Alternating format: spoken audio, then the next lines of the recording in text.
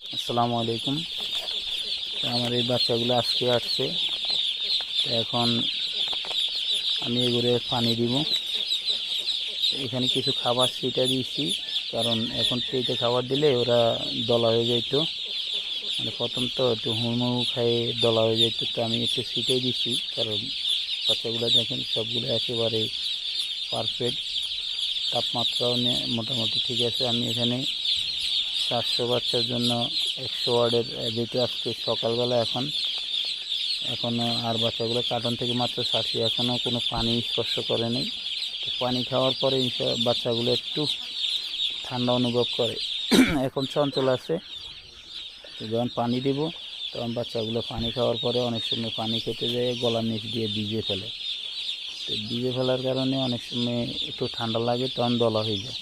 তখন যদি তাপমাত্রাটা ভালোভাবে না থাকে তাহলে ওই অতিরিক্ত চাপের কারণে বাচ্চা হ্যাম্পার পড়ে, যার কারণে বাচ্চা অনেক সময় মারা যায়। আমার অতীতে এই ধরনের সমস্যাগুলো হয়েছিল, আমি এখন আস্তে আস্তে শিখছি, যার কারণে সামনের দিনগুলো আমার গত ফলকে ইনশাল্লাহ কোনো সমস্যা হয়নি। তো এখন আমি পানি দিব, পানির সাথে আসলে আমি কি দিচ্ছি, তা আমি আসলে প্রথম তো এখন একবার ফার্স্ট একটা আছে মরসেলিন সিবি, এটাকে মরসেলিন সিবি বেড।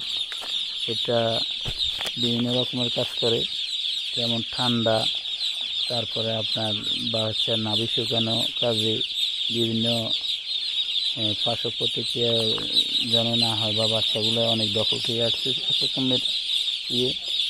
তারপরে এখানে আসছে হলো লাইসো প্লাস পাউডার। এটাও ঠান্ডার জন্য, ঠান্ডার দোষ।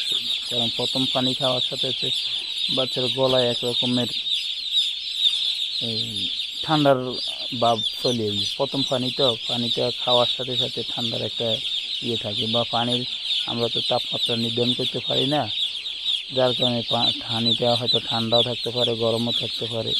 সেই ক্ষেত্রে একটু সমস্যা হইতেও পারে। তো ওই জন্যে ওই ওষুধটা কাজ করে লাইসো প্লাস। তো এটা মোটামুটি একটা ইয়ে। আর মসলিন সিডি যেটা, ওটা বিভিন্ন ভাইরাসজনিত বা বিভিন্ন অ্যানাডিজনিত কাজ করে। আর এটা অবশ্যই সবাই জানেন স্যাফা 1, অনেক খামারুরে এটা ব্যবহার করে স্যাফা 1 বেড। এটা আলমদিনা এটা হলো কোম্পানির পপুলারের একটা ওষুধ স্যাফা 1।